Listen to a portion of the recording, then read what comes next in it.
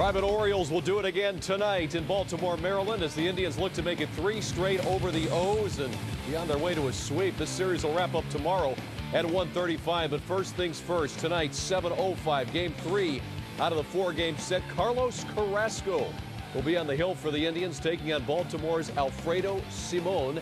As you get a look at the records on the teams, the Indians now 49-42, all alone in first place in the American League Central. Good evening and welcome into the pregame show. Indians on deck. I'm your host, Al Pawlowski. Tribe and Orioles will battle it out coming up in less than 35 minutes right here on STO, and we'll have every pitch for you here on the home of the Tribe. First up, though, let's take a look back to last night's game. The Indians a winner once again. They got some great pitching and some key hitting. Asdrubal Cabrera, man, is this guy hot. Tribe down 2-1 in the top of the third, and Asdrubal takes care of that problem with his 2-run homer. His team leading 16th of the year, 3-2 Tribe. Then 3-all in the fifth. Grady Sizemore got it all. His 10th homer of the season, a 2-run shot, 5-3 Indians. Then in the sixth, the Indians take the lead for good. Lonnie Chisenhall, the rookie, with the RBI single to right. Matt Laporta scores the game-winning run. That makes it 6-5, and that was the final. Josh Tomlin picks up his 11th win. Chris Perez, his 22nd save.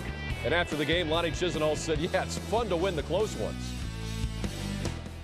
Like the close ones are fun, especially 6-5. I mean, when you're battling to stay in first place. So, I mean, it's fun to be a part of those games. You get a little edgy during them, but after the win, they're the best ones to be a part of. They've been resilient, and that's something that we try to build on right out of spring training. We're trying to build a club here that resembles our town, you know, a blue-collar team with guys that are resilient, scrappy, pesky, and they've been that so far this year. And we pass that along in spring training to the guys that are coming up to, and the guys that are coming up, they understand the way we want them to play the game here, and it's been that way. And I hope it continues, and it has trickled down to our farm system too. You know, the Indians sure have played well this year. They're in first place once again all by themselves. And if Detroit loses today, they'll be in first place by even more than just the game. All right, let's head out to Oriole Park at Camden Yards. Welcome in tonight's pregame guest, Indians first baseman Matt Laporta. Hey, Matt, good to see you. Last night you were 2 for 4 with a double and RBI, the game-winning run. Hey, what's been the key to winning these first 2 games over the Orioles here to begin the second half?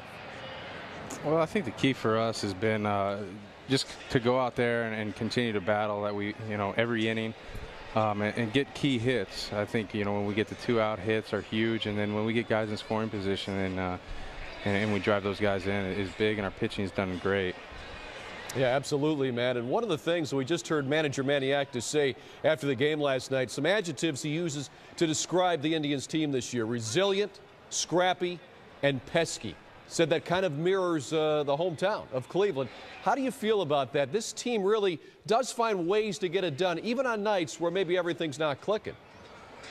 Yeah, I mean, that's huge, I think. And to be a championship ball club, which we want to do, it takes us, we have to mentally stay focused, even when some nights we don't feel that good out there, or, our swings don't feel that well, or our pitching's not going that well, but we have to find ways to win.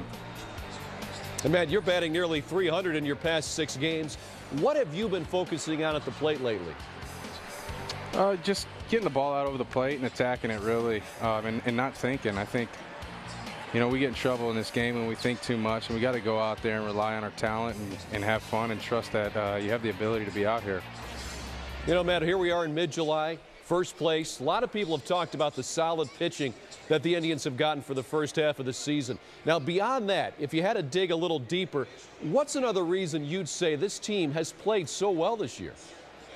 Well, I think a huge part of it is that, our defense and the ability that everybody's been able to chip in. Some nights it's been 2 or 3 guys. Some nights it's been 1 guy.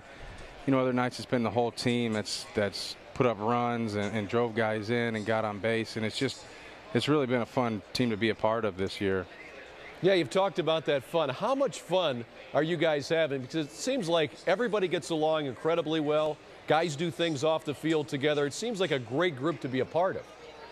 Yeah, I mean, this is a family. I mean, the 8 months of baseball, we've grown together, and our relationships are going to continue to grow with the guys on our team. And I think that's a big part of winning, and that's a big part of our success we've had this year. Hey, Matt, great stuff tonight. Thanks for your time. Great looking at the play, too, these last couple of weeks. Continued success to you. We'll talk again soon. All right, thanks for having me, guys. You got it. Matt Laporta joining us here with Indians on Deck. And, you know, one of the big reasons for the Tribe's success this year, the bullpen has been dominating. In the first 2 games of this Orioles series, that domination has continued. The Tribe pen has gone 7 innings and not given up a run or even a hit on Thursday and Friday combined. This domination has impressed everyone in the Tribe clubhouse. They are pretty good. I mean, the second half of the season last year, they finished second in the American League behind the Yankees. And then they have just built on from there. We brought up this kid Pastano last year. He came into spring training, made the club, and has become a very tough guy on the late innings for us. And we just got the right combination back there. Those guys enjoy what they do. They know their roles. And we have 2 lefties that are effective against both righties and lefties. And you know, Pastano and Smitty are very tough on righties, and then our main guy back there, Perez. I mean, these guys, they are very good. They've been the strength of this ball club for the last year or so. Manager Manny acted dead on with those comments, and when you win, it's a lot of fun. We talked about that with Matt Laporta.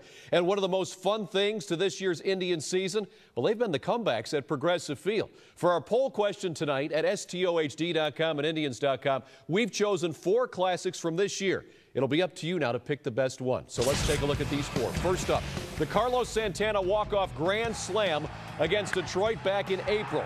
With the game tied at 5, Santana launched his first ever grand slam. Started off what would be a sweep against the Tigers that weekend and sent Progressive Field into a frenzy. Choice number 2. This also sent the ballpark into a frenzy. Travis Hafner against All-Star Brandon League. And the Mariners back in May. With the Tribe trailing by a run, Hafner blasts this one to center. It's a 2-run shot. It's gone. That gives the Indians a 1-run victory. Another nice one there. Choice number 3 now.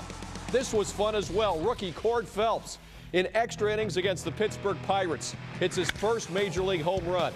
It was a great time to hit it. The 3-run blast gave the Tribe a win in extra innings, and they completed the sweep against the Buccos. And choice number 4 from a week ago Thursday. Once again, it's Pronk with the Indians down 4-1. He hits this moonshot to right.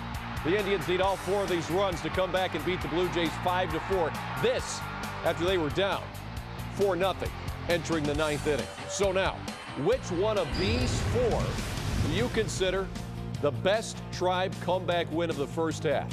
Log on to vote. STOHD.com, Indians.com, and yes, we will have the results for you coming up in about 15 minutes right here on the show.